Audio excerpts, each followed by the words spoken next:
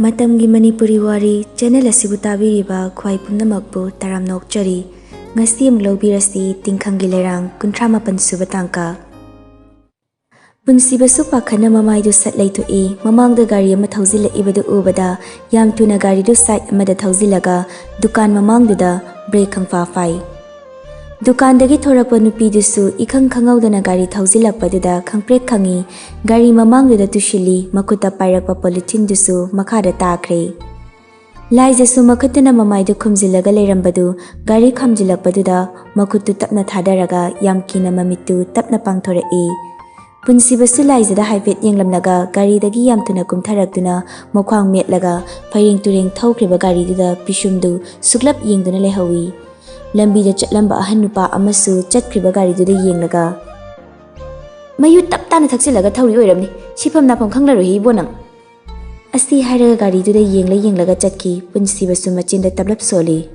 Gari nina number study Moigumba mathongrong khangdaba nisa chaba driver singse leibadagini ngasi accident toin thoklibasi Asi hairaga Punsibadu gari manakta prap changlai gari gi thongdo hangdoke hek tawbaga magi gari mamangda nupi ama tukhibadu khangning singlai yam thuna mamai leithoraktuna gari mamangdu da chensilai Angel du machinda murum soladuna leibak makhada haidokliba chengduda yengna alu khara taribadu khomjinba hotnari Punsibasu cheng haidoklibaduda nungaitani yenglaga chapleptuna lei Angel su mamai du luktharaga machinda solibadu lepte Lairabada lai changi lukokpada lentai haiduni chingsi khongatpasu yar isasu lehaude kari noina tawdorisibo gari thauri na kamain thauri no khangdine migi mamangste hekta thaujile haiwani Punsibasu Angel gi manakta famtharaklaga tablapna hairai Ichan dada soikre gari duna direct thaujilakpaduda pakhana site 1000 kibani sokro doctor jasira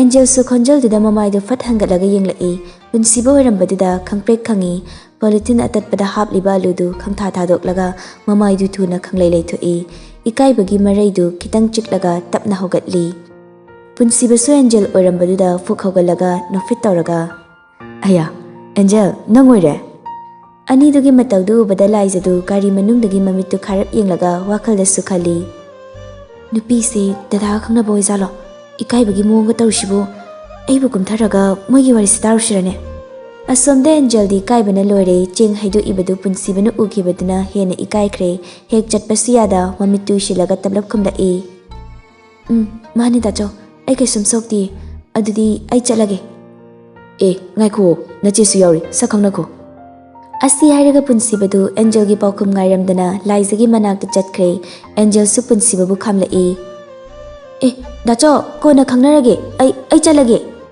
Angel gi wadu tade Punsibadu laizagi manakta changsinki Punsibasu thongdu sathangdoklaga Laiza kumlo kanano mo khangno law Laizadu masa khangda khambaliba haidu oiramali mathong maram khangdana brang saugalai Angel takini matagum amitkadu sangatlaga yengladuna yam saunaga hairai Khangnaroi nanga khangnaba mi natro aiga khangnabagi mathau tade Laizagi paukumduda Punsibadu ingangai mamitu khanglaw lawthoklaga Koinu sarusibo se lao Angel se sumle pagale nungai lao base Laijadu machindu pomthoklaga khoi saunana khonjel du tablap sum hairai nungai traga toksunu amuktang haibada anira khalaga wa haidaba Punsibani mana ningkibasu thungdaba yade laijagi makhuttu taparaga chingtharai laijasu Punsibagi makhuttu yalaga dada kainu Wadu makha tadringai Angel gi manak yobana hali Angel di kaibada mamaidu ngangsangang silabani mamaidu nontharaga tumina leptuna lei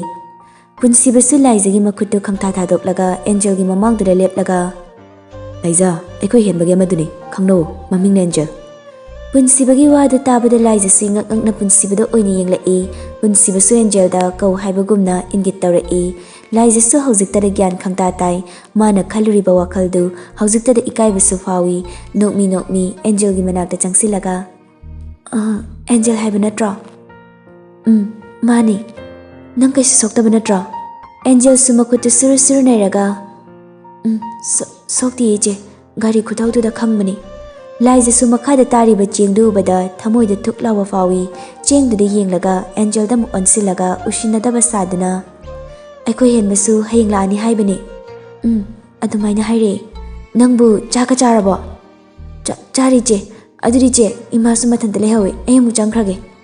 Hoi. Angel su mamai du leithoklaga chatke tawi. Asomda punsibadi kari hairaga Angel da paisa pisige kanna khalingai. Angel na mamangda samlaga chatkibaduda masadu papa khanna nanghauraroi matagum hatu khongap amani thanglaga hairai. Angel, amta ngaiku. Angel su mamitu khangui ushalaga chap amuk lepi punsibasu hatu laktuna Angel gi manakta chap leplaga waletta gi chonga chapi khara lauthoklaga se da chona nushida nu pibani kaino maleraga chaw. Angel su paisa duri yenglaga mamai du khangluk tharaga yarni da chaw. Punsibasu yana mamongna themla e se nangna si paisa sila hodri da chaw se ngasi hindi tumba yar aduna se lokshulu se imana habida akhoi slaktini henbane nachene pulap no malake. Angel su makok tu nomlaga paisa du tapna lawi punsibasu nokmi adudi da chaw hoi chaluki ge ko phajana layu ko. Hoi da chaw. Punsibasu mamai du leithoklaga laijagi manakta changsilaktuna chalas lawangang. Asi hairaga punsibadu mang tharaga gam chatki laijasu ching haidoklibudu haifet yenglamnaga wakhal yam nungaitana punsibagi tungda inara e. Ani du gari da kakhalaga fami laijadi walan ngangkidre manglaga laikre punsibasu gari git situda nga tharaga chatkribe Angel da nungaitana yenglaga pocket ta yariba phone du lauthoklaga ahenbada call tawi. Ring amani chatpaga ahenba su paikhala e. Hello, henba. Hayo tase, iyama kingsna. Nang luhongdaba yadribo. Kai matangino duna yaro he mi angang oiri. Phagi nate nayamani yari nupi se pushalo. Aduga mama do gyan tana layang tawsi. Punsibagi wada tabada laijasu punsibada khangeng yengla e ahenba su ingangakna. Tacho, Angel do kedo yoroge. Kasto dida Angel da hojega thingnei natai maga sakhangna hale. Da chawa thingnariba yumda leiba mana kadai chaliba phone thamo da cho adu yangang do kadai gino ma leidum ta hangi. Punsibada tik noklaga as fingat kinu se kem chate moisida natai magi shagi oza thi bala amani thorokpada thingnari ni. Oh adumai sengna hardi faidana adu henba achapoti leramdri paisa oina khara pirami. As anthong kai jarida haujikti kai bagi matam nati adu nang bo hayeng pung kya gi flight no pung ani gi ni kakang si sangle adu da cho itei musu yarokani harisibu sentrik sengbo waro. Punsibasu laijada mamitu faini yenglaga sentrik sengi laijasu punsibade yenglambadu mamai du lukthaki punsibasu laijada yengna aduri henba ai thamlage ko. Asi hairaga ni du phone thamnakre punsibasu gari du start tawduna thauba hawi. Laijasu mamai du luktharaga tumina famduna lei punsibasu laijada haifet yenglaga angang nang sawgano Angel hagi mungsu khara dum waba mali nang sawji uriduni chengsu loina hidokre aduna nanga sakhangnaraga khara koidana ba tawdradi aina paisa pibado mana lana lawkhidra khanbagi nanga sakhangna hanbani. Punsibagi wada tabada laijasu mamitta mapira cheleduna punsibade yenglaga dada ai wakhal yam nungaite yam kapningi Angel gi mawngdo ai mitsida dum uraga leire chengdu wana bu honabada mana waramdoido. Punsibadu sorama sangno hondoklaga laijagi makhutu tapna pairaduna yarise henba thoraga namdana chalhaladabni adugibu napiga tahalanu bazar chalagumse yumdoin halase. Laijasu hoi haibagumna makoktu nomi punsibasu gari du thawna wakhalda sukhali. Mama ngasi se ai mama da khurumba kauthoklure ai soikre mama na chana mobu senabiu ko. Asumna punsibaga laijaga du yumda halai punsibaga laijaga changmina khibadu ubada rasi du thongjil mayadu da yenglaga mamitu khana yenglaga machinda khoisauna na soli. Khangni dana nang lokthraw nu pinang gumana su aingona sanaba natikla nang nangamlaga chalu ai nangamlaga na nangbule hawangani magi punsiba hairis nupi se kayamuk yamna pambano khangde suru hek naisilaga leikiduni tawrise ai laijaga wari sananingbana khangamdreba kamai tawni tawriside. Asomda punsibaga laijaga su firol kana loisili laijadu kadagi sungthok thoklaktabaduda rasi di fifi kami. Numitumadi laijaga punsibaga du suktha thadoknadabaduda rasi su haijunba ngamdre. Asumna numittu hawkre mathangi numitni punsibadu ahenba lawba chatkringai talaktuda rasi du paishilai laijasu firol thupchilaga leirami rasi su yam nungsiba sadana. Bima laija Laijatu mamaidu leiraga yengkhalai Rasi oirambadudha. Ima, Rasisu sofaduda tapna famtharaga. Hayeng Bangalore changbase nangsu chatkani hairisi chumro? Laijatu tablapna khumlai. Hoi ma, adugini aina firo loisilise. Laijagi wadu tabada taptharamba Rasidu khangsau saugalai, khonjeldusu sat oli. Yaroi, aina nahan haidabro, nang yumsigi mongni, tha phabasu natri, yumse thadoglaga chatpa yaroi. Laijatu khangpre khangi mamaidu luktharaga. Tha phadradi chatpa phattabro ima. Rasidu khonjeldo amuk khangpik piktharaga yam nungsiba saraga. Phate, nang dadana hairasune nangna fajana hayu. Mama mapai khoina noigi phatanaba tawgadaba nate. Nangse yumsigidi mau ahanni, asoy ngam thokaningde. Imanasu imauni khanba nate, icha ningolmakni khalibani. Nangna numit manga tarukni imagi seba tawbaduda imadi penjaribani. Icha ningol yaujadabanina nang khangandana mittagi pi taribani. Nahana chatloi hairaga ngarangdagi chatlani haibasidi ima thawai nungaite. Aikhoigi seba tawba wabagi chatpa mali.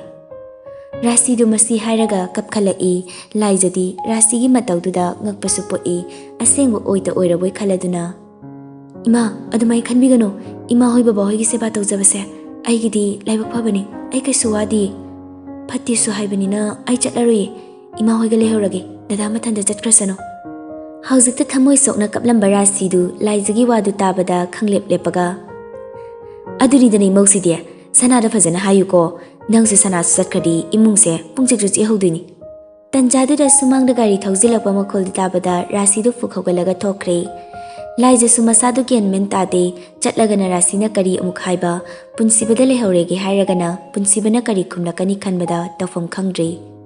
Numidangdu punsibada haige kayarak khotnai adubu laijadu haiba ngamde ahingdu laija tumthaba yade tawfam khangdadumak lei. Ashumna numittuma haukre. Matangi ayukni Laijatu mau ama tawfam thokpa sasat tawi. Ayuki duk thadoklaga phamung mayaida famlaga chatsira chatloisira ningjing wangjing tawraga famdun lei. Punsibasu lujaba loiraduna bathroom dagi thorai. Laijana tumina famlaga leirambaduda. Kainu famlaga leiridubo loisiluro pung 3 takrabani. Laijatu mamaidu tapna leithoraklaga. Dada, ai lehorage. Punsibadu mamittu khangsuk sukchilaga. Karangangano chalo loisiluro. Dada, ai lehorage haiba tha phadribanina phattena hai. Kana hairino yam taningde sasalusilo. Ai sahangano ko nang cha thaklabra. Thai. Dada gi cha table mathakta thanambani. Thaurage. Nangdi chaka charuno ko gari dagi hena sathibani horen tongdese. Nangi haunabi torkani. Laijadu ingangangda punsibadi yenglaga tumina lei punsibasu laijadi yenglaga. Yenglaga leranu sasalusilo. Asi hairaga punsibadu mamang kaduda chatkre. Asomda mangoldasu Rasiga nandogadu cha thakna wari sanari. Aina maudu chaningdi haidro aikoi sanana hayenba oiramgani haidro. Haima, nahandi phone da chatni haidaine. Ho adu ngarang aiga wari sanare chatlaroi haikhibani. Khangde aigi wadi luhongbasu kuidri aikoi sanana chattaba yadabanina chatninge chachanu aidi harauribani. Rasidu machindu pethoklaga. Moi babadi yam harauni mina ngangna doridudi kaisum khalunu. Kari haina doiba mi matai manau chatminaba bo. Haina ringai tanjaduda punsibasu trolley do chingaga thorai. Rasisu mamaidu leiraga punsibadi yenglai. Punsibagi tungda laija lakbra haina makoktu cheptharaga mamitu lakthoklaga yenglai. Laijasu mamaidu luktharaga tapna thorakpadu ubada Rasidu pishumani do khangsuk sukchili. Laijasu Rasi leirambaduda khangprek khangi punsibadu laijana mamaidu anthoraklaga. Lao baba khurumlase. Laijasu Rasida kirup yenglaga punsibagi manakta changsilai.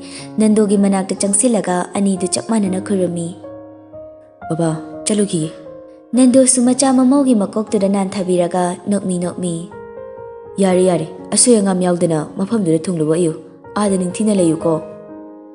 Anidu suhogatli Rasida khurumge haiduna Rasigi manakta changsinge tawi.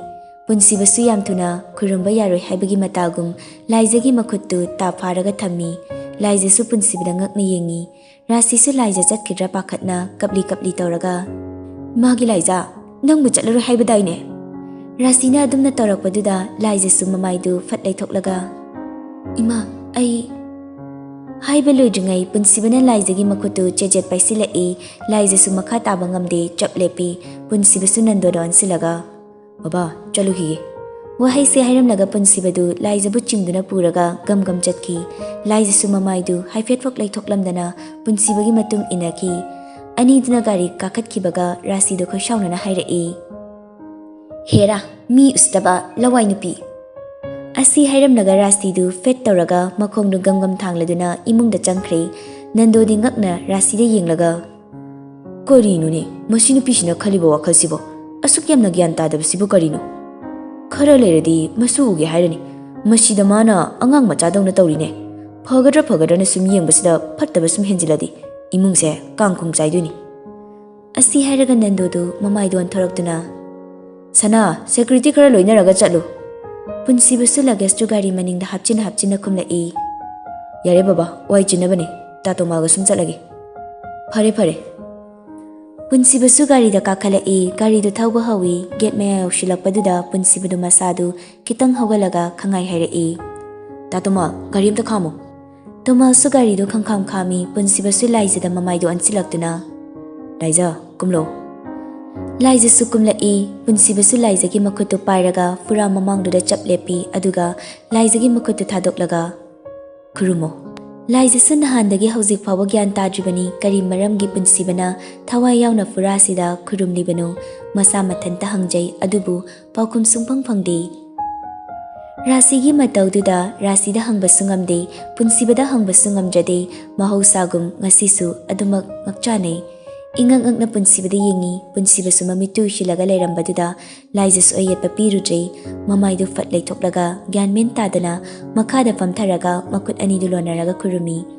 punsibasu thamoida tablapna soli mama nacha mu chacharukige namong nupise mama gi seba tawnaba yumsira thanamba yabani adubu mama madi pangal yamna soli mayam siga muknaba ngamloi aduna mama namong nupise ei puduna chatlage asi hairaga punsibadu tapna famtharaga kurumi laijasu kurumi ani do hogatpa chap manai mamitu tapna pangthoklaga mai onsinaraga khangyeng nei laijadi mamai du lukthaki punsibadi fuk hogatli hogalu chatse asi hairaga punsibadu fuk hogatli laijasu tapna hogatli aduga mamai du leithoklaga mangolom da yenglai rasi hudabaduda dada ai lehorage imana laijagi wadu loisindringai panthaba tawdana laijagi makutu ta pairaga chingduna gam chatli